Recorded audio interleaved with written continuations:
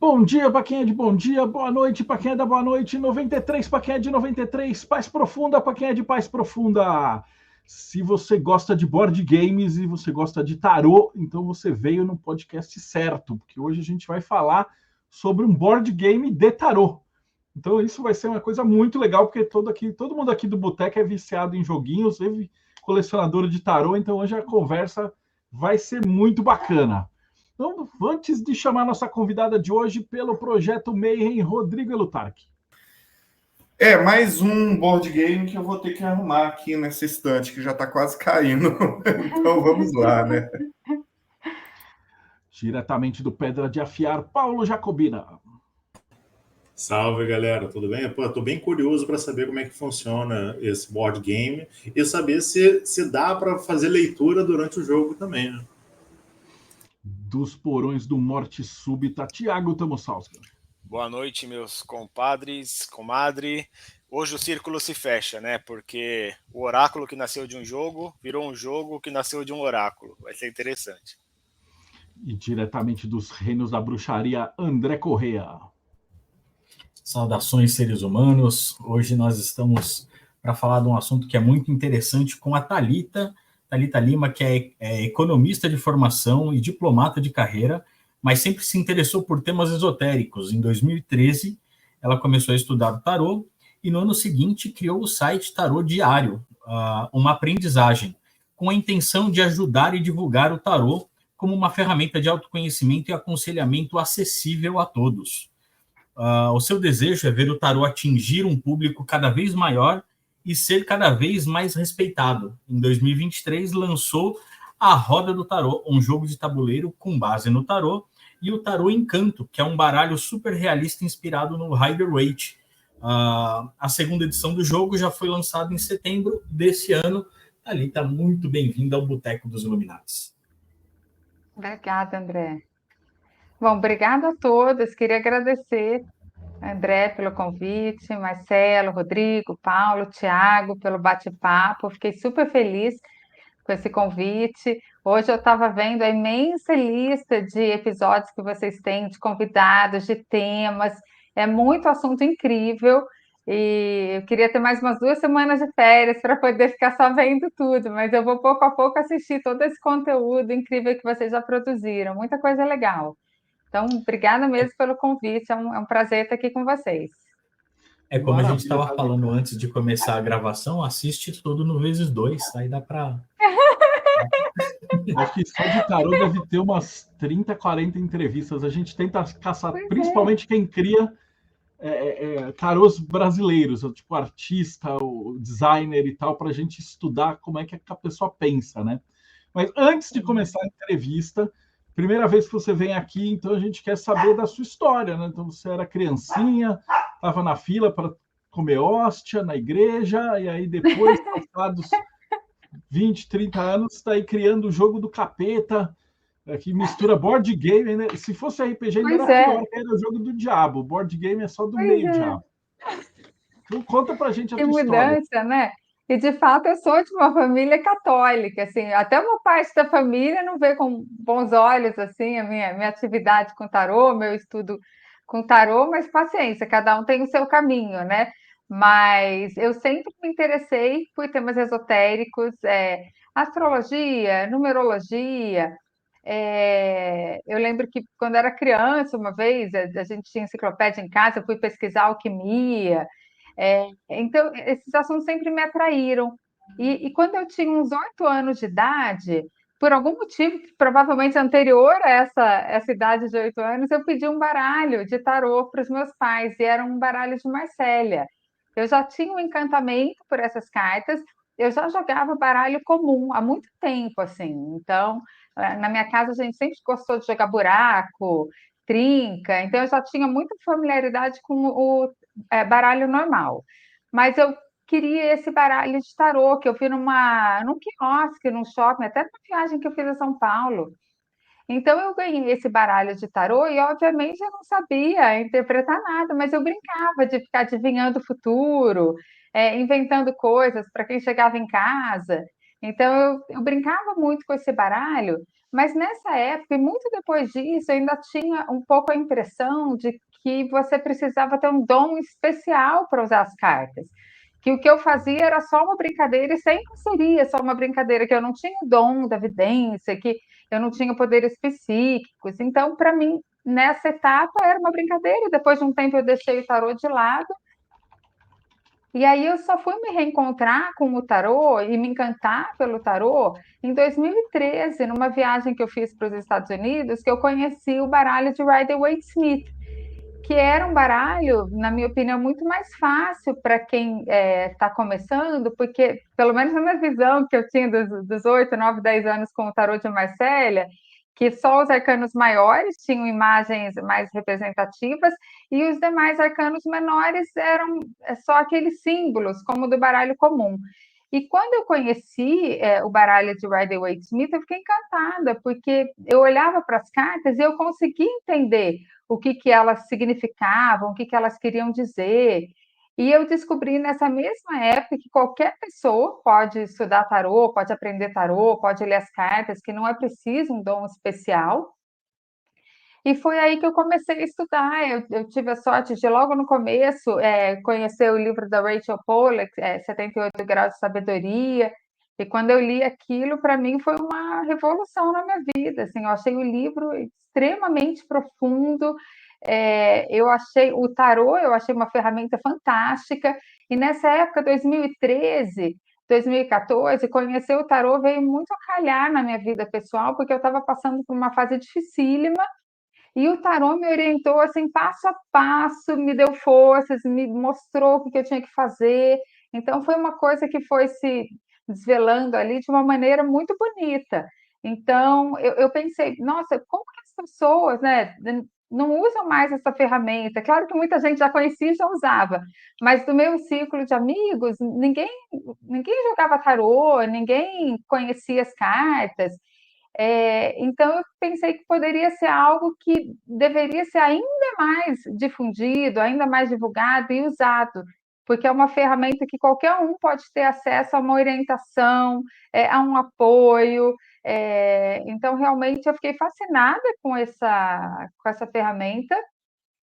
E no ano seguinte, em 2014, eu resolvi criar o site, o Tarô Diário, para ir documentando as minhas descobertas, os livros que eu lia, que eu gostava. Então, até no primeiro post eu falei que era um blog de uma aprendiz para aprendizes. Então, eu queria que as pessoas conhecessem a ferramenta, soubessem, sobretudo, que qualquer pessoa podia usar as cartas, obter orientação. E a partir daí o trabalho no blog foi se desenvolvendo, foi crescendo. E aí, só muito tempo depois, foi 2020, final de 2020, que eu tive a ideia de criar o jogo, e que está ajudando também a difundir ainda mais entre as pessoas que às vezes não conhecem o tarô, e muito devido também a meu grande interesse pelos jogos de tabuleiro. Então, resumindo um pouco, essa é a minha história com o tarô, né? E meu caminho até chegar às cartas. Deixa eu te perguntar, você falou da parte do tarô, e agora como é que funcionou pelos tabuleiros? Como é que você juntou isso daí, cara? Que o pessoal daqui é tudo viciado em jogo, inclusive a gente tem os dois jogos de RPG Quest, board game, a gente está desenvolvendo um jogo de carta agora para lidar com egrégoras e os magos famosos e tal, então a galera vai querer saber como é que você se envolveu e quais são as suas referências para criar o jogo e como é que você decidiu criar o jogo, como é que é a base das regras, como é que você pensou todo esse processo de construção do board game? Essa ideia começou mais ou menos no ano 2020. Eu tinha me mudado recentemente para Lisboa.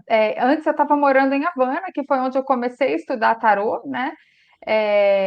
E depois eu fui para Lisboa. E quando eu cheguei em Lisboa, eu vi uma infinidade de jogos de tabuleiros novos que eu não conhecia, porque até então eu jogava Catan, eu jogava Ticket to Ride, esses são mais famosos. Mas lá em Lisboa eu conhecia assim, dezenas, você ia nas livrarias, tinha dezenas de jogos. E aí, como eu sempre gostei muito dessa temática, eu li um livro na época que é It's All a Game, a história dos jogos de tabuleiro, desde Monopoly até o Catan. E esse livro foi incrível, porque ele contou a história de uns 30 jogos, começando a contar em detalhes o Banco Imobiliário, né, que foi o primeiro que realmente fez muito sucesso, até o Catan. E eu achei isso tudo muito interessante, porque ele mostrava como que os jogos que acabaram sendo produzidos e mais vendidos foram criados, cada um tem uma história muito única. E aí, quando eu li esse livro, eu pensei, poxa, seria muito legal ter um jogo com a temática de tarô que pudesse, de certa forma, reproduzir um pouco a experiência que a gente tem quando joga as cartas, que é obter essa resposta, uma orientação do tarô, e fazer isso de uma maneira coletiva. Então, que a gente pudesse usar o tarô para trocar ideias com os amigos, para refletir, para conversar, para falar de coisas que no dia a dia, às vezes, a gente não tem tempo de falar, né? Sentar com um amigo, né? Às vezes você não tem tempo de perguntar quais são os grandes sonhos que ele teve e que não realizou, e quais que ele ainda quer realizar. Então, eu queria um jogo que pudesse refletir um pouco essa experiência do tarô de orientação, de autoconhecimento, um jogo que pudesse ser usado por qualquer pessoa, mesmo sem conhecer o tarô. Eu queria um jogo que meus amigos pudessem chegar em casa sem conhecer o tarô e eu ia falar: olha, vamos jogar esse jogo de tarô, e todo mundo pudesse conhecer um pouco mais essa ferramenta, mesmo sem necessariamente já ter lido livros ou feito cursos sobre o tarô. Então, acho que a primeira faísca assim, de vontade de criar um jogo foi quando eu li esse livro. O nome do autor é Tristan Donovan. Então, é um livro fantástico. Aí eu comecei a pensar como que seria, e me ocorreu, claro, fazer uma jornada do louco, né? Porque todo mundo que estuda o tarô sabe que os 22 arcanos maiores, eles fazem parte de uma jornada, né? A jornada do louco, e aí você passa por momentos mais difíceis, momentos um pouco mais fáceis, você encontra os mentores, as dificuldades. Então, eu queria que essa roda do tarô pudesse proporcionar, de certa forma, um pouco essa sensação da gente estar vivenciando essa jornada do louco. E aí, claro, por muito tempo eu fui testando como que poderia ser, qual seria a dinâmica. Eu fiz dezenas de testes em casa, até chegar nesse formato de ter os loucos, que são os peões que fazem o percurso da roda do tarô, e ter cada jogador uma cartela de tiragem. É esse louquinho aí. Ainda. Exatamente. Tanto que na primeira versão não ficou tão bonitinho porque a gente usou um adesivo. Mas desde que eu comecei a pensar nesse jogo, a querer produzir, eu estava vendo uns jogos de tabuleiro que eu tinha em casa e tinha um peão do jogo Detetive, que era lindo. E aí eu fui atrás de uma fábrica na China que tinha feito esses peões, mandei o modelo da carta do louco da Pamela para eles. E aí, desde aquela época, eles fizeram isso, mas na primeira versão não tinha como produzir com esse peão em miniatura, porque teria que ter muito mais unidade, né? Não daria para produzir 200, 300 cópias. Mas esse é o louco que eu gosto agora. O da primeira versão do adesivo ficou legal, mas esse em miniatura ficou bem mais bacana. E aí eu também pensei nas cartas, né? Teria que ter, claro, as cartas do tarô. Coloquei os significados para as pessoas que não conhecem o tarô. Claro que quem conhece vai pegar a carta e não precisa necessariamente ler o significado, já vai olhar e já vai decidir, né? Isso mesmo. Aí em cima tem o significado de pé, e embaixo da carta tem o significado se a carta ficar revertida ao longo do jogo, que isso acontece em alguns momentos. Então, a pessoa que não conhece o tarô, ela pode olhar a carta, porque é baseado no tarô de Rider-Waite-Smith, essas imagens, e ela pode escolher com base nas imagens, mas ela também pode ler os significados, ver o que representa, e aí ela vai decidir, ela vai começar a montar a tiragem dela. Então, o jogo tem duas possibilidades, pode ser um jogo um pouco mais rápido, então são 3 casas para serem preenchidas, ou um jogo um pouquinho mais demorado, que são 5 casas para serem preenchidas. Então, pensei nessa dinâmica, ajustei muitas regras, exatamente, essa tiragem de 3, de 5 para um jogo que, a depender do número de pessoas, pode levar 50 minutos, 1 hora, né? E a de 3 é mais rápida. E aí foram muitos testes em casa, testando movimento, é, como que seriam respondidas as perguntas das cartas, e inclusive nessa segunda versão do jogo, que foi lançada agora, no mês passado, a gente ainda fez mais algumas pequenas alterações nas regras. Então, por exemplo, o dado agora tem um lado que é um louco. Então, quando sai esse louco no dado, você pode escolher qualquer pergunta que está na carta, esse louquinho da Pamela. Exatamente. Você escolhe qualquer pergunta da carta para responder e qualquer pessoa que está jogando o jogo vai poder responder aquela pergunta. Ou você faz o que você quiser. Então, a gente ainda fez alguns ajustes nas regras em relação à primeira versão. E muitos e muitos testes, assim, todo mundo que ia me visitar em casa tinha que testar o jogo comigo. Então, a gente foi pouco a pouco aprimorando o jogo, fazendo o que eles chamam de playtests, né? E cada vez que jogava tinha algo para ajeitar, né? No começo, uma pessoa terminava de jogar e a outra demorava mais um tempão. Aí, com o tempo, a gente foi colocando alguns mecanismos para equilibrar um pouco. Tem a casa da temperança. Quem cai, a pessoa que tem mais carta tem que dar uma carta para a pessoa que tem menos carta. Então, o jogo foi pouco a pouco sendo ajustado até chegar na configuração que ele tem hoje. E eu já joguei com vários amigos que não conhecem o tarô e funciona bem, as pessoas conseguem entender numa boa, não tem nenhuma dificuldade. Claro que quem conhece o tarô tem mais facilidade com o jogo, porque pode só olhar a carta e não precisa nem ficar lendo os significados, ela já sabe qual carta que ela vai querer para o jogo dela. Mas, mas basicamente foi essa assim, a ideia, né? E a intenção é essa de fazer com que o tarô pudesse estar presente na mesa das pessoas, ser usado para as pessoas refletirem mais sobre a vida, trocar ideia com os amigos, porque o tarô, a gente que gosta, que conhece, a gente sabe que ferramenta maravilhosa que é. Então, por que não ser cada vez mais usada, mais difundida? Então, minha intenção foi um pouco essa. Uma pergunta de nerd. Você usa as 22 no jogo ou as 78? Como é que é essa dinâmica? São 78, então eu queria entrar no processo de criação, que vocês fizeram um tarô também, né? Então, como é que é o processo de desenho, de imagens? Você falou que foi a partir do Rider-Waite, mas você acrescentou seus detalhes ou você entregou para o artista e falou, refaz aí? Como é que foi o processo? Quanto tempo demorou? Conta um pouquinho para a gente da produção.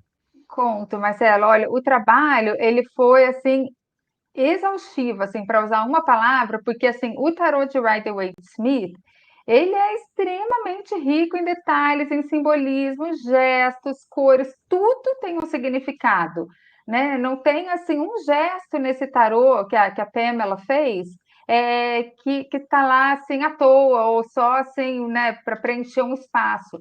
Então, eu fiz um estudo super detalhado de cada carta, listando todos os símbolos, por que o símbolo estava lá, por que o cara está virado para a esquerda, por que está virado para a esquerda, por que a mão está fazendo assim ou assado. Então, assim, foi um estudo super longo que eu entreguei para o artista junto com as cartas. E o Oli, ele fez um trabalho, assim, fenomenal, porque ele entendeu o que eu queria fazer com o jogo, com as cartas. Ele é um artista incrível, ele tem um traço super realista, né? Então, assim, com base nesse estudo, porque uma coisa é você olhar para a carta e fazer sem saber por que tem que estar virando para a esquerda, ou por que tem que estar olhando para a direita. Então, quando você vê um estudo, fica muito mais fácil você acrescentar todos aqueles detalhes nas cartas.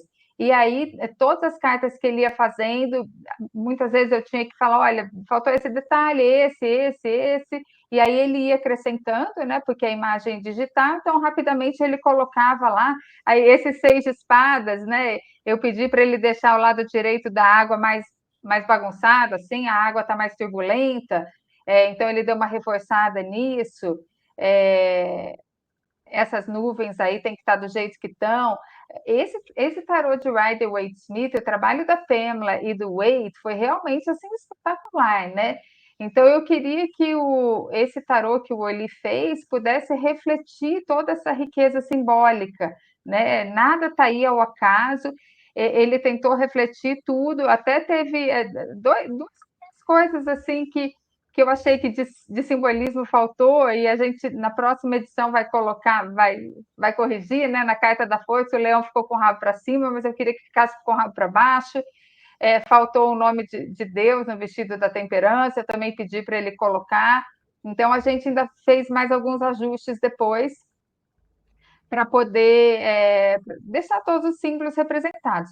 Foi um processo que demorou quase um ano, fazer essas cartas assim com esse nível de realismo, de detalhe, mas valeu a pena, assim, porque é um tarô que eu acho que ele deixou o de Rider-Waite-Smith mais realista e manteve os símbolos desse tarô que eu tanto amo. Assim, eu continuo usando o tarô da Pamela, mas claro que hoje em dia nas minhas leituras eu uso muito o tarô Encanto, né?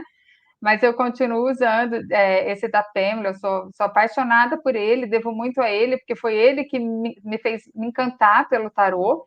Então eu acho um tarô sensacional.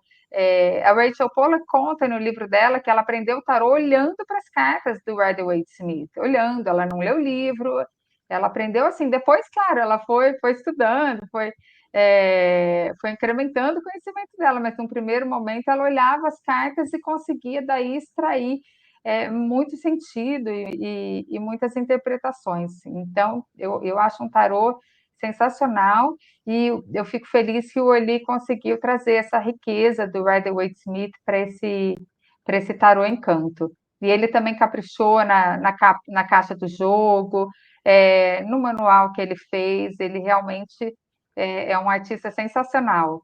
E eu lembro que antes de eu mandar um e-mail, eu vi a arte dele em outros jogos de tabuleiro, ele fez um jogo sobre vinho, eu achei maravilhoso, eu falei, eu acho que eu vou convidar ele para fazer a arte desse jogo.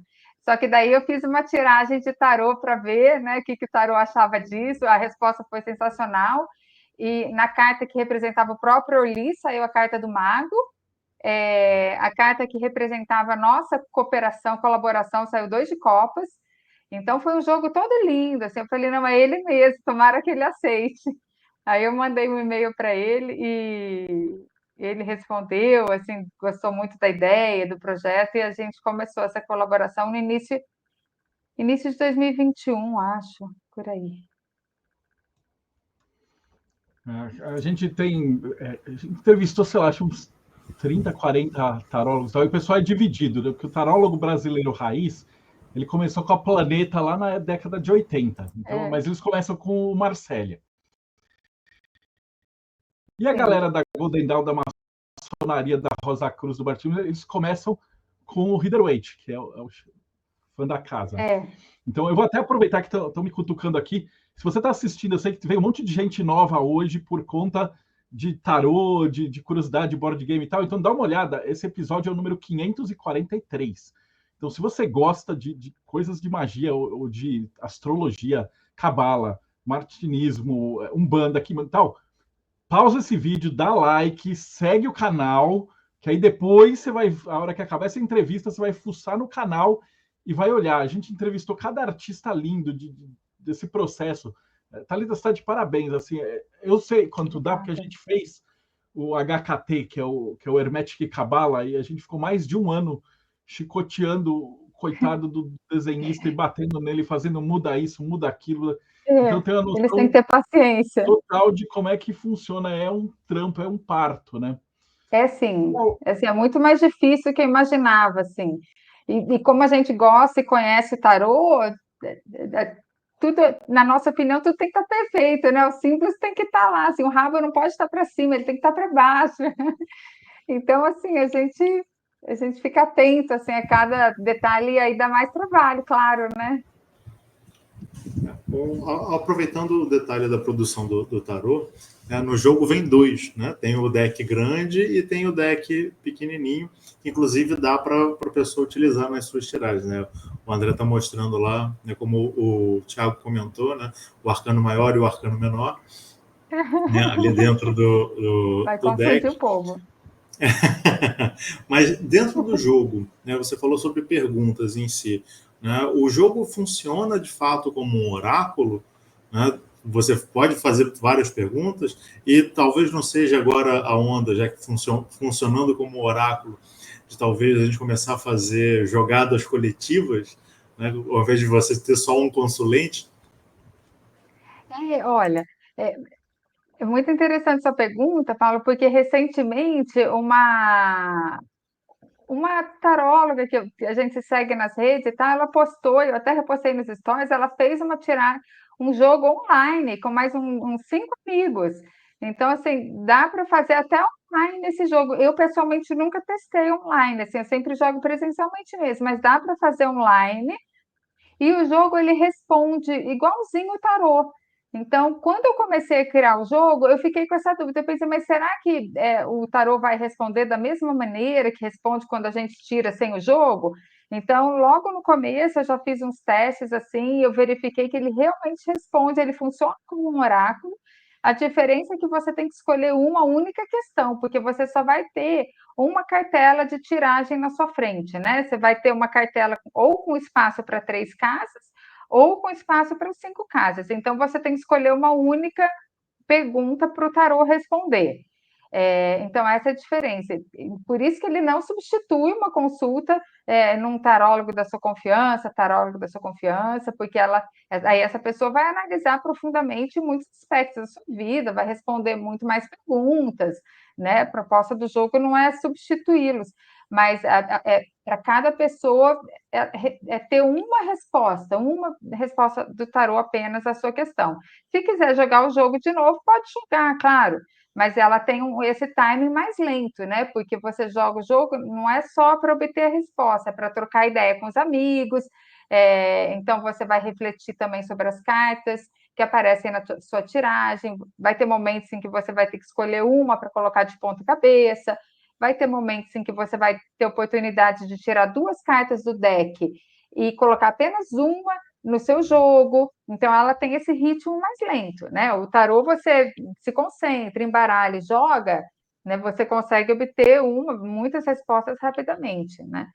Mas a proposta do jogo é não só obter uma resposta, mas trocar ideias, trocar reflexões. É, então, tem esse lado também.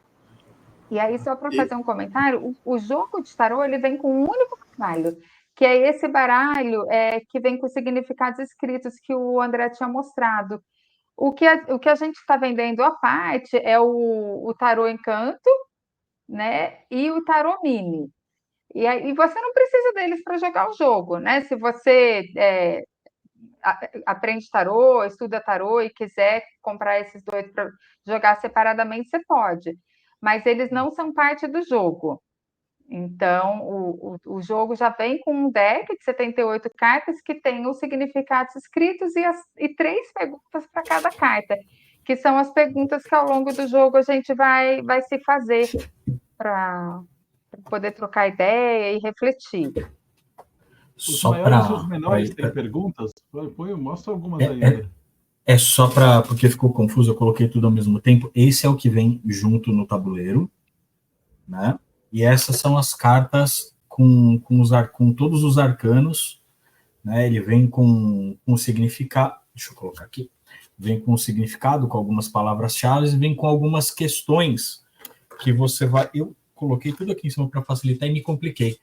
Conforme você vai jogando o dado, vai saindo a cor do dado, você vai escolhendo a cor da pergunta que você vai fazer e como que vai ser a provocação. Por exemplo, 2 de espadas. Que dilema você está vivendo agora? Conte um momento em que você ficou em negação. Você tende a esconder suas emoções? Né? São perguntas que são muito provocativas. Isso que eu ia comentar, eu acho muito legal isso. Porque, como você disse, ele causa essa conversa, esse momento de debate, uma jogada que pode durar 30 minutos, 45 minutos, às vezes vira uma conversa em uma perguntinha que dá para explorar muita coisa, para conhecer o grupo com quem você está jogando, com os parceiros que estão em volta. Ali é muito legal isso, muito legal.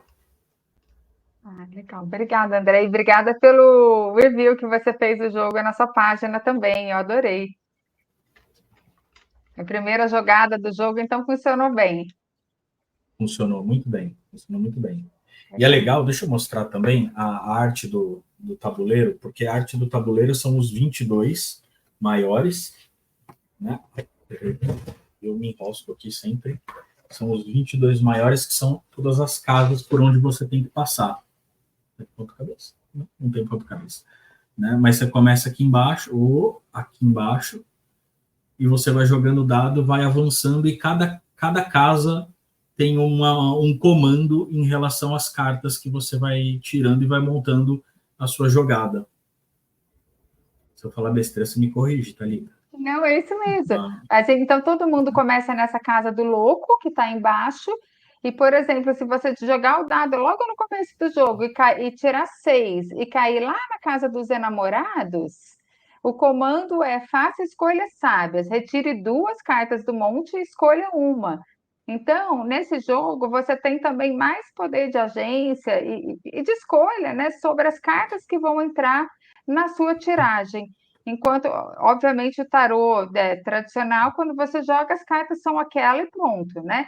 Mas no jogo você tem a oportunidade de escolher um pouco mais as cartas que você quer colocar na sua tiragem e de eventualmente modificar a posição. Então, por exemplo, se você cai na casa do mago, que é uma carta de muito poder, você pode pegar uma carta do monte e colocar em qualquer casa que você quiser. Você não precisa colocar sequencialmente. Então, para cada comando da casa, eu tentei colocar uma diretriz que tivesse alguma relação com o significado da própria carta. Então, a alta sacerdotisa, você não precisa tirar do topo do monte a carta, você pode usar a sua intuição e tirar uma carta de qualquer lugar do monte. A roda da fortuna, você joga o dado numérico, se cair 6, você pode tirar 6 cartas e escolher uma. Se cair uma, você pega uma e pronto, né? Mas se cair 3, você pega 3 e escolhe só uma para pôr no seu jogo. Então, eu tentei colocar alguns comandos que tivessem relação com o significado para que a gente pudesse vivenciar aquela casa, vivenciar aquele arcano de certa forma. E aí o manual ele explica direitinho também o passo a passo do jogo, tem uma ficha de referência rápida para a pessoa consultar ao longo do jogo, se ela tiver alguma dúvida, não precisa perder tempo lendo o manual durante a partida, mas essa ficha de referência rápida resume bem quais são as regras mais importantes. Então, o jogo foi feito assim com essa ideia, que fosse uma mecânica relativamente simples, né? Quem joga os jogos de tabuleiro moderno, exatamente, essa ficha de referência tem uma que é para um jogador e tem outra que é para 2 a 7 jogadores. Que daí, claro, as regras são um pouquinho diferentes, dependendo se você está jogando sozinho ou com amigos, né? E as regras, eu tentei manter uma mecânica relativamente simples também, porque muitos jogos de tabuleiro modernos, as regras são muito longas, você tem que perder muito tempo lendo, estudando, e então essa é uma mecânica assim, né? Você joga o dado e já começa a circular a casa, né? Catan é um pouquinho mais complexo, né? Outros jogos modernos são. RPG deve ser também um pouco mais complexo, mas eu tentei fazer uma mecânica que fosse até meio vintage, né? Essa coisa do banco imobiliário, que você tem um peão, você joga o dado e você vai andando o número de casas, né? Uma coisa que acho que até combina com esse espírito do tarô, de ser algo um pouco mais antigo. Então, eu tentei, na medida do possível, simplificar as regras, sem deixar de permitir que o jogo mostre a essência do tarô e deixar as pessoas vivenciarem um pouco esse percurso pela jornada do louco, que é o que estamos todos fazendo aqui, né? Desde que a gente nasce até o fim. Então, Essa foi um pouco a ideia. E aí eu penso, quem ganha no jogo? Porque eu estava pensando, você tem que colocar as cartas e tal, e aí se você põe a última carta e é um 10 de espadas, aí você ganha, mas você perde. Como é que funciona? As cartas têm um ponto mais positivo e negativo, como no tarô? Explica um pouquinho desse movimento, assim. Sim. Eu estou curioso. Assim, olha, o André não trouxe o jogo aqui em casa para a gente testar, então eu poxa, estou André. curioso. Mas, ó, se terminar com 10 de espadas, você sempre chora, né? Porque terminou. Quando você põe a sua última carta na sua tiragem, completa a sua tiragem, o jogo acabou para você. Não é uma competição, né? Ninguém precisa acabar antes, assim. Todo mundo tem que completar a sua tiragem e obter uma resposta. Quando o jogo não está completo, quando a sua tiragem ainda não está completa, você consegue, de vez em quando, alterar um pouco as cartas. Pegar uma carta que está mais difícil, colocar numa outra casa que esteja vazia, que não é uma casa tão importante, você consegue ir alterando um pouco. Quando você coloca a última carta na sua tiragem completa, você sai do jogo. Quem não completou ainda continua. E você torce para a última carta no seu 10 de espadas. Mas se Então, saiu 10 de espadas para você, você pode trocar com alguém, você pode passar para frente. não, porque daí se terminou, se você completou, aí você não, fica não. com ela. Antes de completar, você passa para frente. Antes de completar, dá para passar para frente. Realmente, você tem oportunidades no jogo que você pode dar uma carta sua para outra pessoa. Aí, se você for um bom amigo, você vai dar uma carta boa. Né? Se você estiver um pouco bravo com a pessoa, você dá o 10 de espadas. Aí depende, aí você vai avaliando seus amigos. Eu queria perguntar também como é que foi o processo. Você falou que está na segunda edição, então como é que foi a primeira edição? Vocês fizeram um financiamento coletivo, colocou para vender, fez uma tiragem, e aí quanto tempo demorou para esgotar? E como é que veio a ideia de fazer a segunda e como é que foi produzido? Olha, Marcelo, eu tive muita sorte com a editora Ludens, viu? Eu entrei em contato com eles, foi ainda em 2021, logo no começo, eu falei da ideia, do projeto e tal. Aí eles falaram: olha, quando as ilustrações estiverem prontas, você volta a entrar em contato com a gente. E isso demorou muito tempo, né? Mais de um ano. E aí eu entrei em contato, a editora Ludens, eles têm uma empresa que é a Ludens Lab, que fazem jogos sob medida. Então você dá todos os arquivos prontos para eles, que foi o que eu fiz no meu caso, mas até depois que eu entreguei os arquivos, eles têm um designer gráfico lá, o Magro, o William Magro, que é maravilhoso, que ele fez vários ajustes assim que deixaram o design mais redondo, assim, e a gente foi alterando coisas no processo, ele foi resolvendo tudo. Então, ele ajudou muito nesse processo. Então, eu entrei em contato com essa Ludens Lab lá atrás, e quando tudo ficou pronto, a gente voltou a se falar e decidiu fazer o financiamento coletivo no Catarse.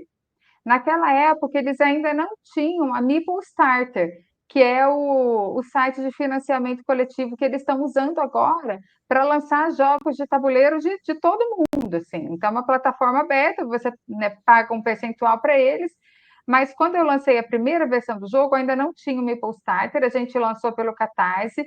Eu gostei muito, só que eu achei um processo um pouco trabalhoso, porque muita gente, pelo menos assim, eu recebi várias mensagens por dia de pessoas que não entendiam como que você paga, mas só recebe 6 meses depois. E aí eu deixava no copy-paste a resposta, porque eu não aguentava mais responder isso. Olha, você paga, mas você vai receber o jogo, é um financiamento coletivo, funciona assim, funciona assim. Deu muito trabalho explicar tudo, porque muita gente nunca tinha participado de um financiamento coletivo. Então, eu acho que é um processo bem trabalhoso, para ser sincera, assim. Mas deu certo, a gente conseguiu financiar o jogo, a gente levantou, acho que foi R$78 mil, e vendemos nessa campanha do Catarse umas 300 e poucas cópias do jogo. E a Ludens produziu um pouco mais, eles produziram 700 cópias no total. Então, depois que finalizou a campanha do Catarse, que a gente entregou o jogo para todo mundo, a gente ainda colocou disponível lá na loja da Ludeca, que também é do grupo da Luden Spirit, essas outras 300 unidades. E aí foram vendendo aos poucos, até dezembro a gente conseguiu finalizar esse estoque. E aí eu conversei com eles, eu falei, olha, eu gostaria muito de lançar o jogo novamente, mas aí eu quero realizar meu sonho de ter o peão que seja miniatura do louco, eu quero algumas alterações nas regras para facilitar, então eu quero aquela cartela de tiragem do jogador, era um papel fininho, eu falei, eu queria algo duro, né, de mais qualidade, e aí por isso demorou muito tempo para a gente conseguir lançar essa segunda edição, né? O jogo esgotou em dezembro do ano passado, os peões foram feitos na China, demoraram muito, mas em setembro desse ano a gente conseguiu lançar diretamente pelo site da Ludeca. Exatamente, esse mesmo link que o Paulo acabou de mandar. Aí a gente lançou essa segunda edição, assim, do jeito que eu sonhava, com esse louco em miniatura. Para quem estiver no YouTube assistindo, eu vou deixar no link nos comentários. Legal. Aí o pessoal já vai direto e já compra de lá. Eu trabalho com o Eric desde 2014. A gente fez um jogo chamado Pequenas Igrejas, Grandes Negócios. Era um jogo de ficção científica que cada um controlava um pastor picareta e uma igreja picareta, e o objetivo era arrancar dinheiro de trouxa. E era um jogo de ficção científica, né? Mas hoje o problema é que a maioria das cartas que tinha. Aqui é o seu. Que legal! A gente fez pelo cartas, não é um jogo de tabuleiro. Também. Não, era um jogo de cartas mesmo, e foi feito assim, tudo com ele. Depois a gente fez um jogo de tipo um RPG Quest, que também usa o tarô, né? Mas ele é mais para o estilo de ordem iniciática. Então, você tinha os terrenos, e o terreno tinha a ver com a árvore da vida. Aí eu não sei se é a tua praia, de você fazer associações do Rider-Waite com a Cabala. Eu acho interessantíssimo, mas eu não faço muito, porque eu não tenho tanto conhecimento sobre essas relações, assim.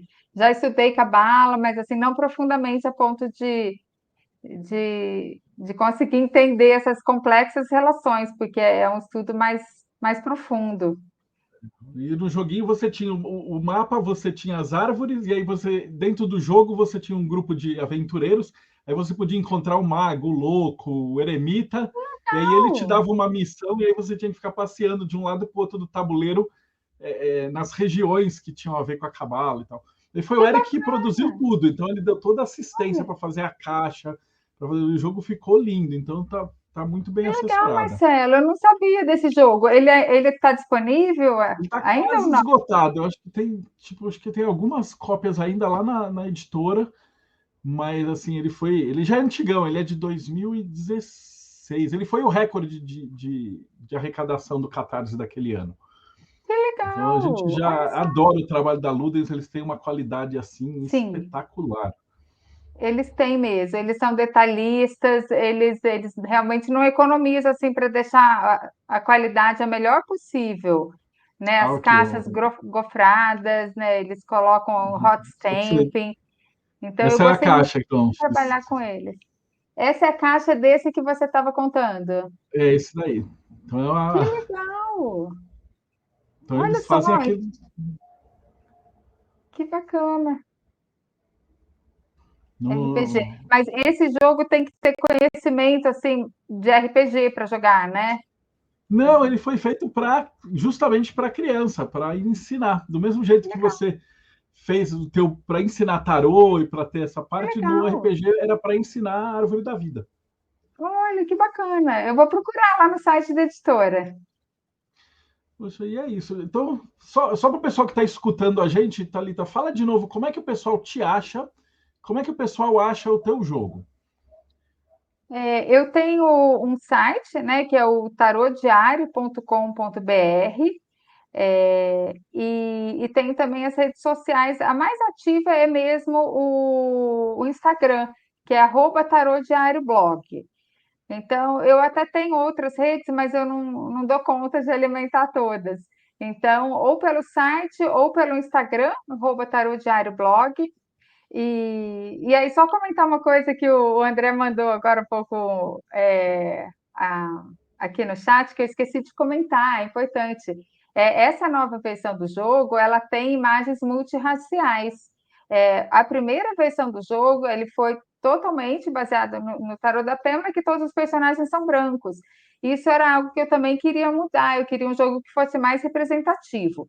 Então, a segunda versão do jogo de tabuleiro tem imagens multirraciais. Depois que ele terminou todas as imagens, as primeiras, né, com os personagens brancos, como era lá na Inglaterra do início do século XX, eu pedi para ele fazer todas as versões também com personagens negros.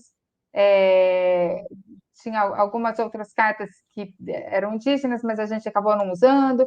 Mas então a gente quis imagens multirraciais para o tarô para o jogo poder ser mais representativo, e são essas as imagens que a gente também vai lançar na próxima versão do Tarô Encanto, porque esse tarô agora ele acabou de esgotar, né?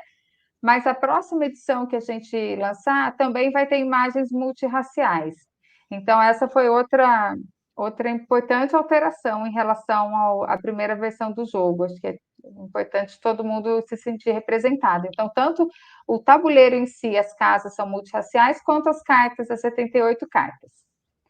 Então, uma alteração importante.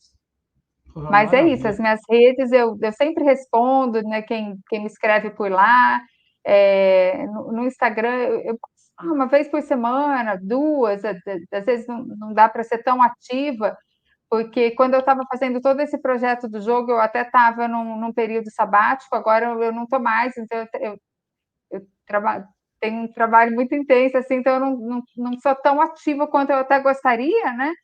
Mas eu respondo as pessoas que me escrevem por lá, é um lugar onde eu também conheço muita gente bacana, troco ideias, então eu estou sempre à disposição para quem quer trocar ideias sobre tarô e saber mais sobre esses projetos todos. Maravilha, Thalita, foi um prazer conhecer você e conversar com você. Como a gente costuma falar aqui, a gente gosta de entrevistar alguém que, quando fala, o olhinho brilha, assim, que tipo, realmente gosta do que faz, né? Então, eu vou de baixo para cima aqui. Paulo Jacobina, suas considerações finais. Bem, antes de mais nada, agradecer a Thalita não só pela entrevista maravilhosa, super gostosa a entrevista, mas por se disponibilizar para fazer um jogo desse, né? Eu já mandei o link aqui, o preço está ótimo, já vou encomendar o meu também para poder jogar, já que o André mora um pouco distante de mim, então fica complicado a gente compartilhar a mesa, mas quando eles vierem visitar, o André não precisa trazer, já vai ter aqui em casa. E o próprio tarô, ele traz essa ideia do autoconhecimento, e é o que justamente a gente, dentro da Associação Filosófica Pedra de Afiar, a gente busca te auxiliar nesse caminho. Se quer se conhecer um pouco mais, quer aprender a praticar as mais diversas técnicas de autoconhecimento e de magia também, né? Vem para o Pedra de Afiar, no nosso site pedradeafiar.org. Nós temos textos, grupo de estudo onde você pode se inscrever, indicação de livros, e o nosso canal no YouTube, youtube.com/Pedra de Afiar, com vídeos dos mais diversos temas, sempre te auxiliando no seu processo de autoconhecimento. André Correia, já vou seguir também. Bom, eu só tenho a agradecer a Thalita, conheci ela no Instagram, um trabalho que eu me apaixonei logo de começo, já mandei mensagem assim que eu vi, convidando ela para vir aqui para o Mayhem, e ela foi super atenciosa, super carinhosa, me mandou de presente. Eu não vou levar na casa do Marcelo, senão o Marcelo vai pegar para ele. Muito legal, a gente joga online, ela falou que dá para jogar online, Marcelo. É um trabalho excelente. Eu vou mandar excelente. A segunda versão do Tarô Encanto aqui para vocês. Depois eu pego o endereço de vocês. Quando eu lançar a versão multirracial, eu vou ter muito prazer em mandar para vocês. Valeu, obrigado. Obrigadão. E assim, de verdade, acessem o site, conheçam o trabalho, que o trabalho é impecável. Eu não dou minha cara aqui para falar que o negócio é bom se o negócio não é bom. Então, assim, acessem lá. E assim, vale a pena. O Tarô Encanto, eu tenho alguns tarôs, E esse daqui é o que está na minha mesa hoje em dia, é o que eu deixo aqui do lado para usar no dia a dia de verdade. Não é puxando o saco, é que porque ele fica aqui mesmo.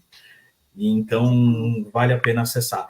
E se você quer conhecer a jornada de outro louco, acessa aí @André Correia Paganismo, onde tem de 1 a 2 ou 3 textos sobre bruxaria e paganismo todas as semanas. Um beijo para vocês. Valeu, Thalita. Até mais. Obrigada. Muito obrigada, André. Fico super feliz em saber que você está com o tarô aí do lado, está usando ele.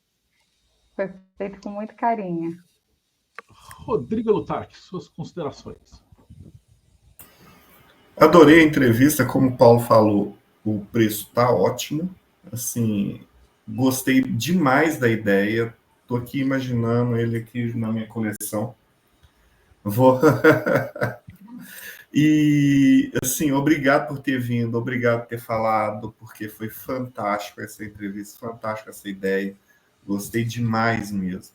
E se você tá procurando conhecimento, Rodrigo Lutarque, procure Rodrigo Lutarque, hipnoterapeuta no Instagram, e também o catarse.me/TDC, onde você vai ter acesso ao Projeto Mayhem, vai receber essas revistas aqui, onde tem matérias interessantes, ainda no formato físico, porque agora tudo é online, tudo é digital, e você vai ter acesso a grupos de Telegram, onde fala de tudo, de tarô, de religiões, de afro, bruxaria, magia, todo tipo de assunto com um povo legal que vai te auxiliar na sua jornada do louco aí no ocultismo.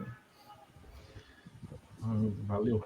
Thalita, para o pessoal também, eu imagino que o pessoal que te conhece, que vai estar vindo ver esse vídeo, o Projeto Mayhem surgiu, na verdade ele já surgiu desde a época do Orkut, mas na pandemia o pessoal se juntou, a gente tinha um simpósio, que é esse aqui embaixo, de ocultismo e filosofias arcanas, que tem desde 2016, onde a gente se reúne, vários professores de vários grupos e ordens, e tarólogos, astrólogos, pessoal que gosta de toda essa parte esotérica, se reúne para trocar ideia, né? Então vão as editoras, vão o pessoal, eles dão palestras, workshops, e na pandemia não deu. E aí a gente começou. Primeiro tava eu e o Rodrigo, falou assim, por que vocês não entrevistam esses caras, né? E aí a gente começou, né? E daí depois de 540 episódios, a gente está aqui. Caramba, e aí depois da 540. pandemia, esse episódio é 543. Que legal! A gente já entrevistou muita gente, assim, e a gente faz uma curadoria muito grande, né? E se a gente entrevista a pessoa e depois a pessoa dá uma pisada na bola, fica picareta, né? A gente corta. Então é mais ou menos um jeito da gente manter uma qualidade, né, de quem a gente está indicando. Claro, né? Isso que claro. eu vou pedir de novo, quem está assistindo a gente, dá like no canal, segue o sininho e dá uma olhada, porque tem muito assunto bacana, não só tarô, né? Como eu falei, de tarô tem mais de 40 entrevistas diferentes. Mas quem tiver afim, dá uma olhada no simposiosofia.com.br, que vai ser agora. Esse ano vai ser 15, 16 e 17 de novembro. Eu vou até ligar para o Eric, vou ver se ele coloca para colocar a venda lá. Depois eu falo com ele. Legal. E vai ser aí em São Paulo, presencial.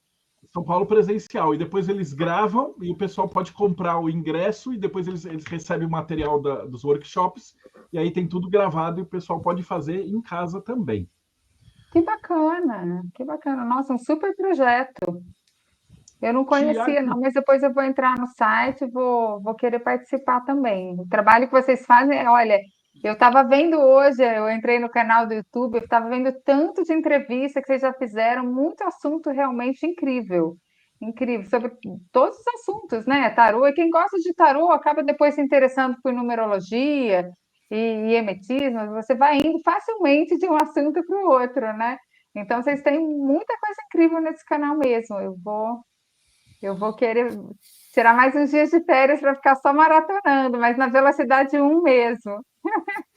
Maravilha. Tiago Tomossauskas, tem board game no Morte Súbita? Board game não tem, mas tem bastante tarô. Tem uma área enorme lá de oráculos e de Ele divinação. achou que eu ia falar de tarô, mas tarô eu sei que tem um monte, né? Board game não tem, mas a gente pode fazer uma matéria aí sobre a roda do tarô para quem ainda não conhece, deixar registrado lá no nosso acervo também. Estou encantado aqui com a proposta do jogo. Imaginei que era uma coisa legal, mas não que era tão legal assim. Thalita, você está de parabéns, a ideia é fantástica e a execução é fenomenal. Ficou uma coisa muito bonita, assim, é legal que você acaba de jogar, você pendura na parede, né? Porque tá muito bonito. Aquela parte de trás lá é um quadro, né? É lindo, né? Eu gosto. O Paulo me lembrou aí, hoje eu vou fazer um jabazinho um pouco diferente, vou falar do meu livro aqui, que chama... não dá para ver, mostra você aí. É o Ciranda no Tarô, que são histórias infantis, inspiradas no arcano do tarô, e ilustrado pela Pamela, né? Então cada carta serve de ilustração para uma história e cada história tem uma moral que ensina aquele conhecimento daquela carta para os pequeninos. E tem um título parecido com o seu jogo, né? Chama Ciranda do Tarô. Eu vou te mandar o de presente. Muito obrigado. Legal, obrigada, eu vou adorar. Eu vou adorar. Eu tenho uma filha de 7 anos, já vou ler para ela. Perfeito. Que legal, parabéns. Thalita Lima, suas considerações finais. Olha, Marcelo, eu só queria realmente agradecer muito a vocês, né? Você, André, Rodrigo, Paulo, Thiago, por abrir esse espaço para eu poder falar sobre o jogo, para a gente trocar essas ideias sobre o tarô. Então, realmente, assim, para mim é motivo de muita alegria poder estar aqui contando sobre esse projeto para outras pessoas que eu sei que amam o tarô como eu. Então, queria agradecer. Para mim foi realmente muito bacana estar aqui. E queria parabenizar vocês por todo esse conteúdo que vocês disponibilizam nos canais de vocês, conteúdo de altíssima qualidade, e vou ter muito prazer em seguir acompanhando todos vocês, o trabalho que vocês fazem. Maravilha, obrigado Thalita, André, Rodrigo, Paulo, Thiago, e você que acompanhou a gente até agora, então segue o canal, dá like, porque assim, nosso programa é 1 hora, mas às vezes 1h30, conversa profunda e tal. E o YouTube só distribui canal de 15 minutos, 10 minutos com musiquinha e tal. Então a gente depende de vocês divulgarem a gente, falar nas redes sociais. Gostou de uma entrevista? Joga lá, marca a gente no Instagram, que é o único jeito da gente crescer com material de qualidade, né? Ninguém daqui vive disso, a gente faz o que a gente gosta, mas a gente precisa da ajuda de você que está assistindo para a gente poder crescer. Então, muito agradecido também, www.simposiosofia.com.br, 15, 16 e 17 de novembro. E é isso aí, gente. A gente se vê no próximo Boteco dos Illuminati.